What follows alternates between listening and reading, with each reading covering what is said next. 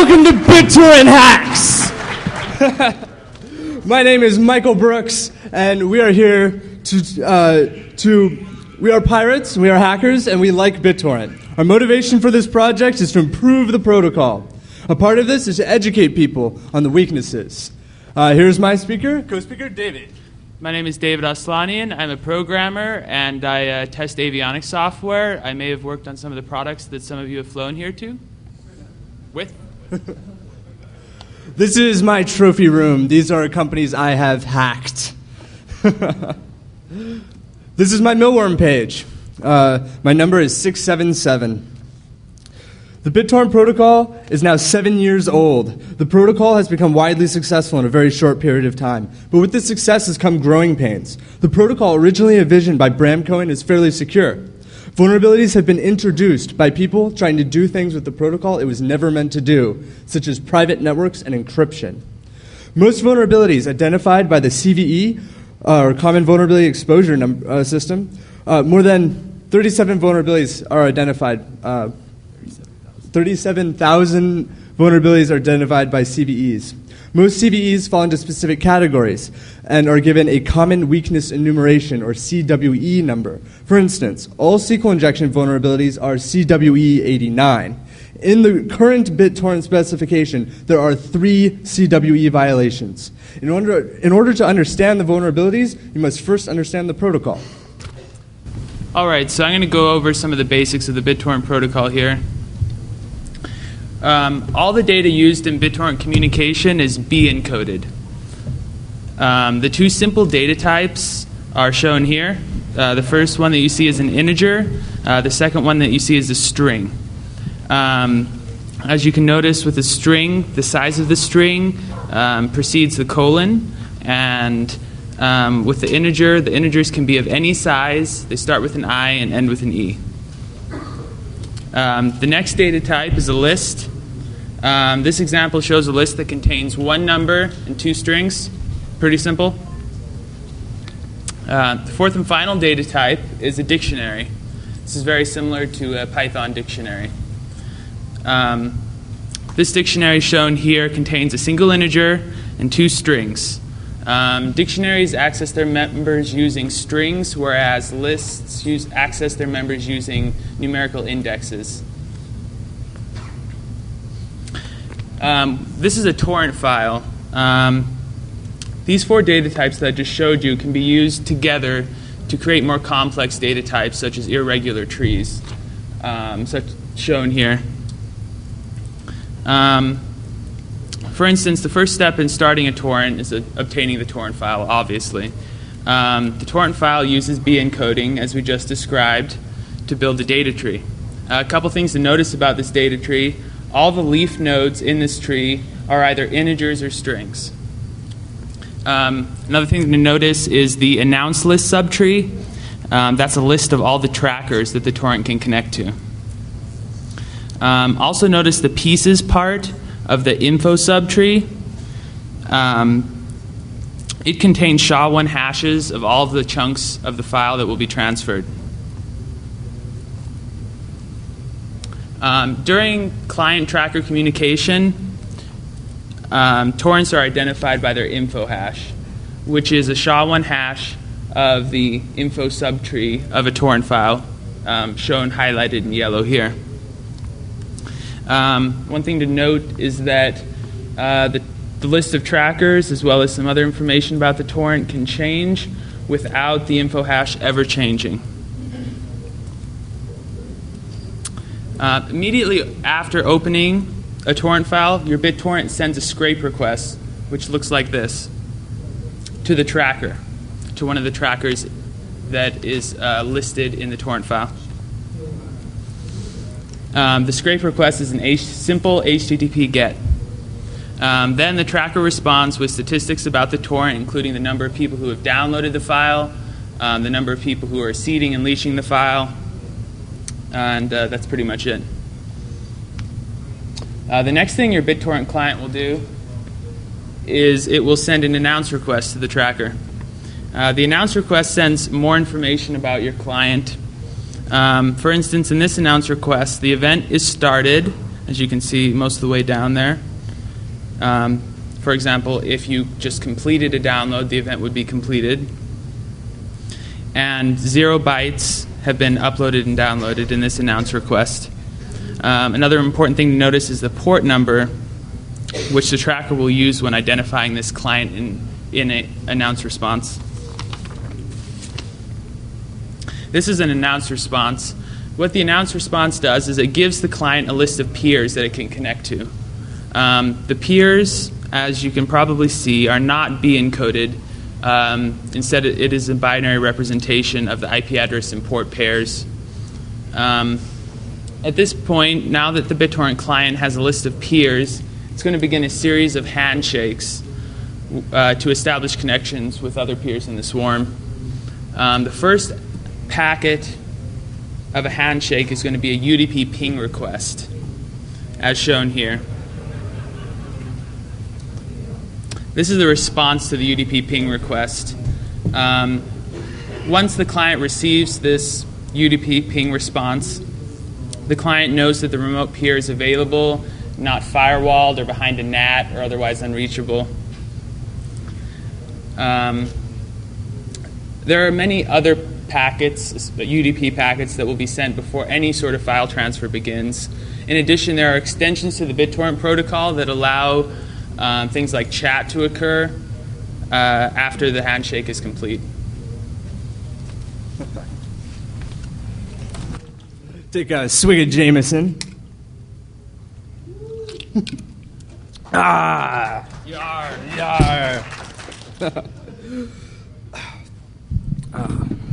Client trust.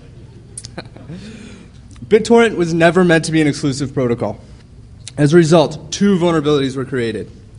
The first one is CWE 602, client-side enforcement of server-side security, or better known as client-side trust.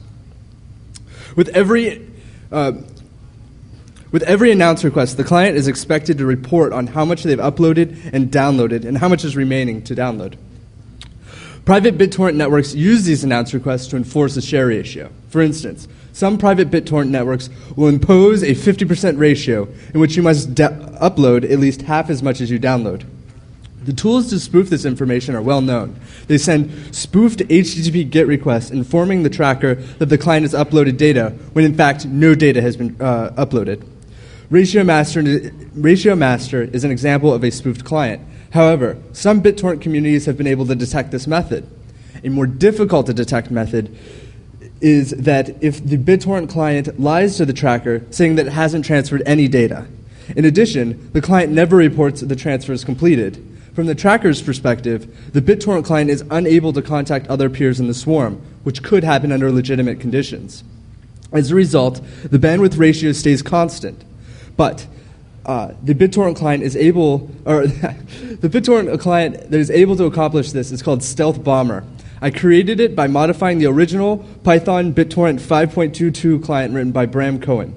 The Stealth Bomber is open source and is on the DEFCON CD. The next vulnerability is immortal sessions. All private BitTorrent communities are vulnerable to this. It is CWE 384, which ranks in at number 7 on the OWASP top 10. All BitTorrent clients authenticate with private trackers using a session ID set as a GET parameter. These values cannot be changed because there isn't a system in the protocol to notify the BitTorrent client of a new session ID. The session ID is a part of the announced URL in the .torrent file. One could exploit this vulnerability by sniffing the network for announce requests or .torrent files. Another try-and-intrude method is XSS in the web application. Due to this session fixation vulnerability, SQL injection in the tracker leads to immediate access without the need to break the password hash. The most popular private BitTorrent community codebase is tbdev, and the MD5 password hash is also the immortal session ID. Password hashes should always be kept secret. The hashing of passwords is meant to be a last line of defense after the database.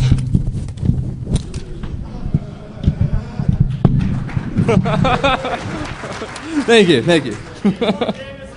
More Jameson. More Jameson. Oh.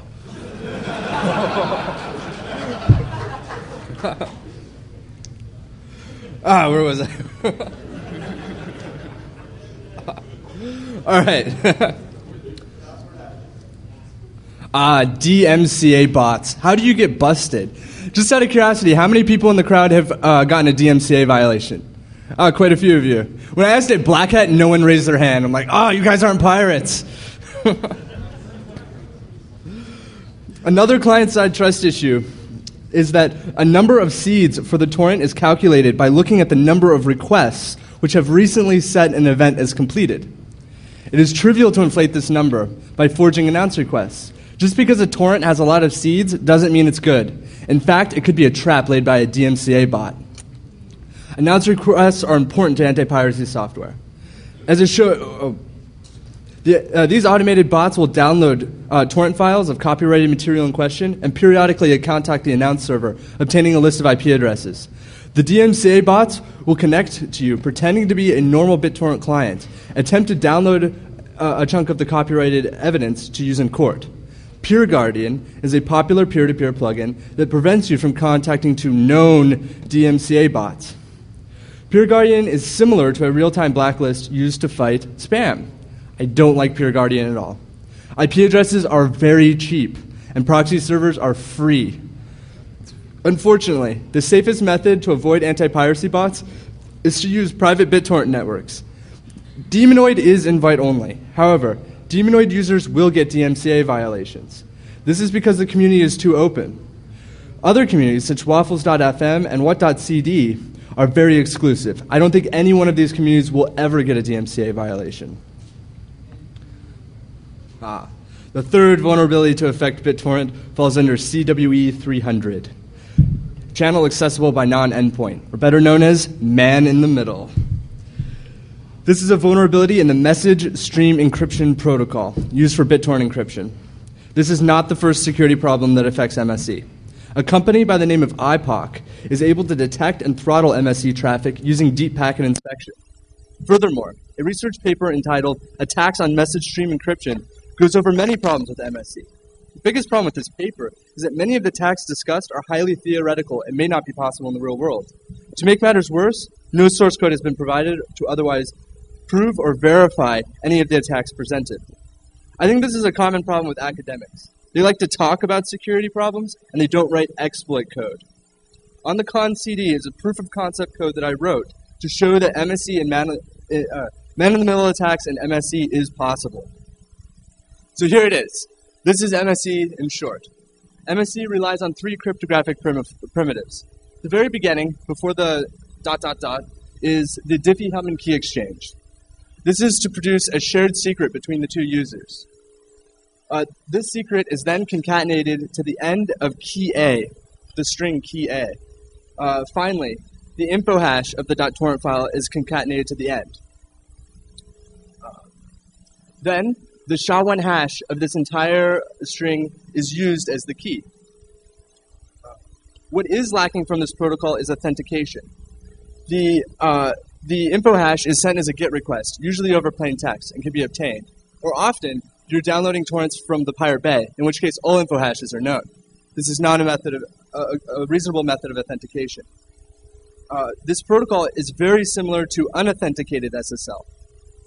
Both can use DH key exchanges, both can use RC4, and most importantly, they're both vulnerable to man-in-the-middle attacks.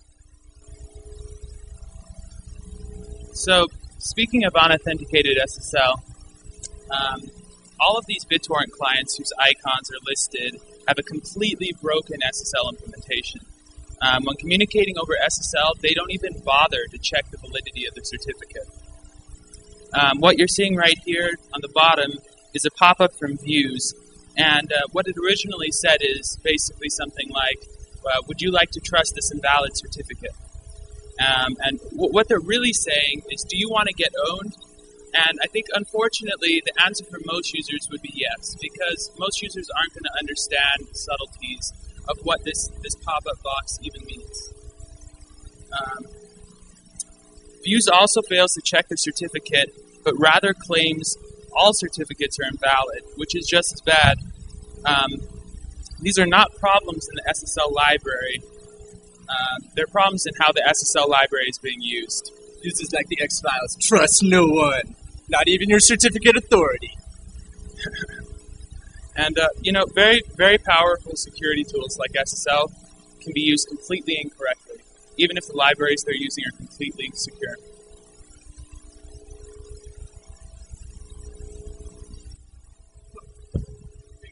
So, while working with the Python BitTorrent client, I found some awesome code comments. The first one is, this function is a Boat made of shit, floating on a river of shit.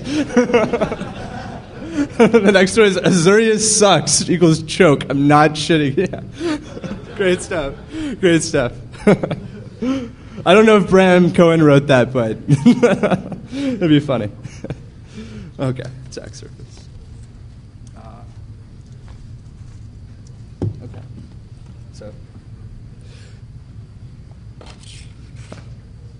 So what is the attack surface of an application? The attack surface is any code the attacker is able to influence through data.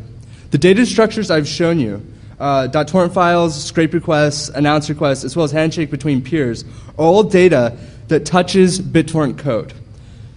Web applications have a very large attack surface, whereas GUI and desktop applications are very small. There are also inner workings of the application that isn't a surface at all, such as crons, scheduling, and logic to support configurations. It's best to think of an application as a fortress, but hackers make software into jumping castles. Oh, missing a slide. No, there we go. Fun!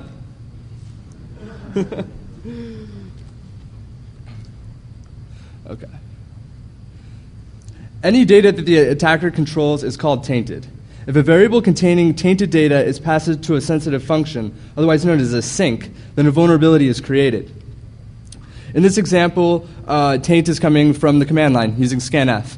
We're reading in 100 characters, and then string copy is being used as a sink, and that is triggering a buffer overflow. Another example is in PHP MySQL. In this case, taint is a get variable, and MySQL query is a sink.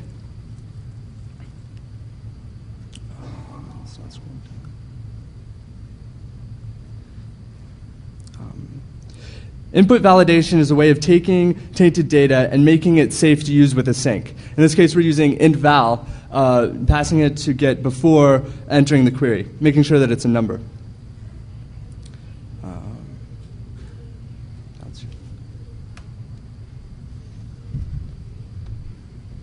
All right, so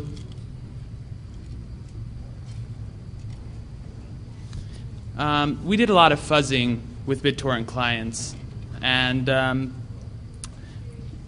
we were looking into possibly any tools that are already out there to help us fuzz this application, to fuzz a variety of applications. And one of the tools that we ran into was Peach. Peach is a popular fuzzing framework. And let me diverge for a little bit here. What you're looking at is another .torrent file displayed as a tree. What our fuzzing framework does, our fuzzing framework is not Peach, but it uses Peach. What our fuzzing framework does is it traverses this tree with a recursive function, and whenever it finds a leaf node, it inserts juicy fuzz data in place of the original data. Like, for example, once we get to the length node under the info subtree, we see that it's an integer, and then we query Peach for nasty integers that we can insert into the torrent file at that point. And that becomes one fuzz test case. Just given one torrent file like this, we can generate over 150,000 fuzzed test cases by using this method. I should note that the Peach fuzzing framework does not have an API to be able to say something like, I want an integer that would be great for fuzzing, or I want a string that would be great for fuzzing. So we basically had to use a debugger to dig into Peach and find out where we can get that sort of data. So at this point, I think it's important to make the distinction between fuzzing data versus fuzzing to code routines. And this is applicable not just to BitTorrent. The example at the top here, you can see data being fuzzed. The encoding is correct for the first two examples of underfuzzing data. However, the data itself is what's being fuzzed. In the first case, we're fuzzing for format string vulnerabilities. This is in contrast to actually fuzzing the routines that would decode this data, this B encoded data. And so for the first example on the bottom of the slide, you can see that we corrupted the size of the first string tiny to see what would happen when the decode routine comes across an invalid size of a string. Below that, it's the same thing, just vice versa. One important thing to note is when you find a memory corruption vulnerability in a lower level, in the encoding level, the vulnerability would appear in multiple places in the application. For instance, B decoding routines exist when you're opening .torrent files, when you're communicating with the tracker, as well as handshakes. So all three of those interfaces would be vulnerable to the buffer overflow, and it would be up to the choice of the hacker where to exploit it. So our approach to fuzzing is a little bit different than Peach's approach to fuzzing, as you may already have inferred. What you're seeing here is what they call a Peach pit file. Peach is good because it has a lot of pre-made tools that are useful for fuzz testing a variety of different types of software. Peach is bad because you still have to know a lot about the protocol in general and or the file type that you're fuzzing. And it can take a lot of time to track down the documentation, or if there is no documentation, you might even have to reverse engineer the protocol before you can even start this process.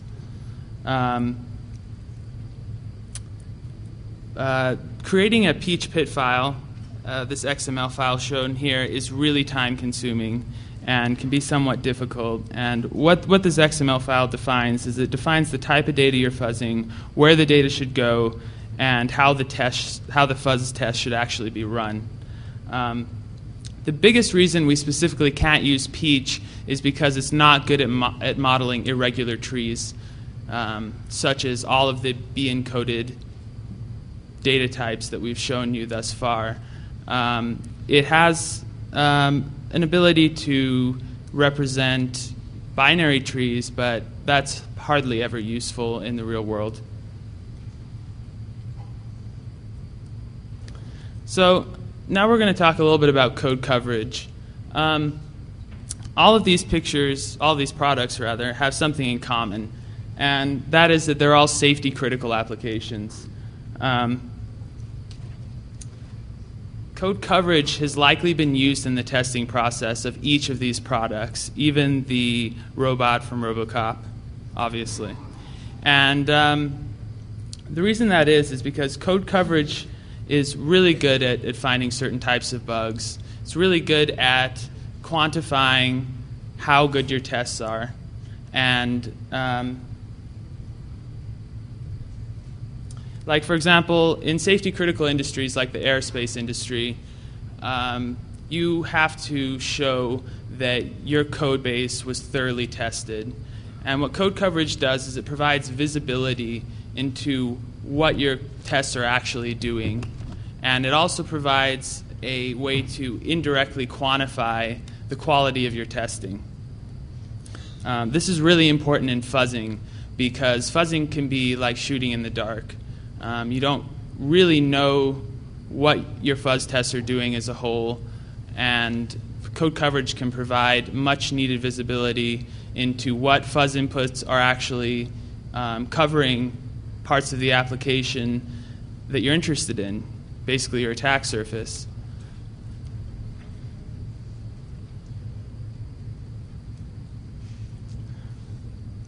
So what is code coverage?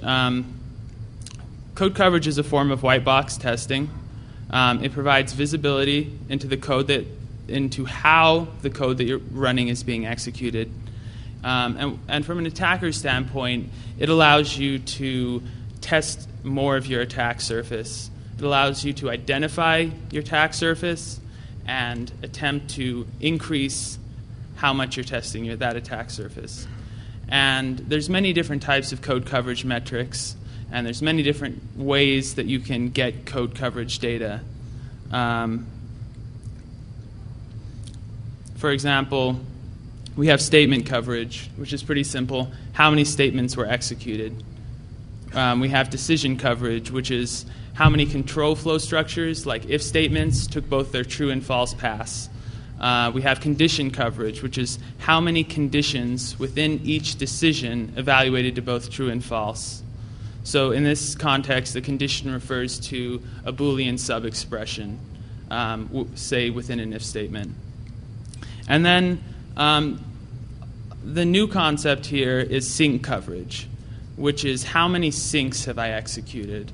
And we're able to infer this metric from statement coverage. So what we do is we look at the output from a source code analysis program, like, for example, the open source code analysis program RATS, and determine what percentage of the syncs that we're interested in have been executed during a run of a specific test or a set of tests.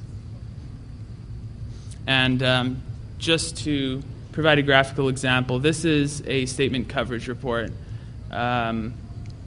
produced by LCOV. LCOV is a HTML front end to the gcov application, which comes with GCC. So there's a couple caveats that you have to be aware of when trying to interpret code coverage metrics. One of them is that just because you've executed code does not mean that you've tested code.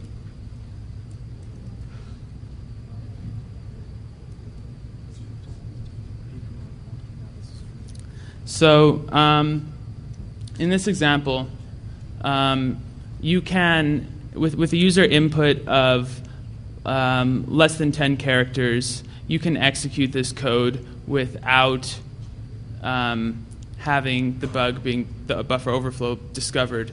In addition, in this case, you're only going to be able to find the null free that exists in this code snippet if the condition is false, in which case you'd have less than 100% code coverage. So 100% code coverage really doesn't mean anything. It's how you interpret these metrics that makes a difference. And yeah. Okay. So this is basically the same example, except it's with decision coverage. You can completely execute this code with these two test cases listed without ever discovering the buffer overflow in the string copy. So there's a lot of code coverage tools out there, but there's a lot of problems with the code coverage tools that are out there. A lot of them are short on the list of features. They don't integrate source code analysis, which is really useful whether you're a software tester or an attacker. They don't allow you to add, subtract, or compare coverage reports. They don't allow you to automate the process, and this is really a big problem. So how can we use code coverage with fuzzing? During DEFCON 15, Charlie Miller came up with a pretty cool concept that says you keep adding smart fuzz templates until the cumulative coverage does not increase. And we built a tool to automate this so that we can have a set of smart fuzz templates to base all of our other fuzz test cases on. And we also integrated source code analysis into this tool so that we could have an idea of what dangerous function calls were or were not being executed during our fuzzing. So I'm going to give it to Mike from here. Charlie Miller's a doctor. He has a doctoral. Man, I would go to any, but he actually doesn't use doctorate in his name. And I asked him why, and it said because it was too pretentious. And I have to agree with him. But hey, if there was a talk by Dr. Doom, even if it was a cooking talk, I would be there, cooking with Dr. Doom. Sorry, skip this. Anyway, and I'm gonna show you some smash stacks. Here. Yeah. Oh no, we lost the parrot. All right. So this is the fuzzing application. I've set it to a very special place in the test cases, and I hit enter. That's a stack trace, and more to come. What it's doing is actually it's multi-threaded, where I have about 32 threads running. Fucking segfault, bitches. This hit at like 2 a.m. I did this on purpose. None of them are crashing, but a lot of them are. I was screaming and jumping up and down with excitement, and the apartment above me, they're hitting the floor. Quiet down! I'm just like, yeah!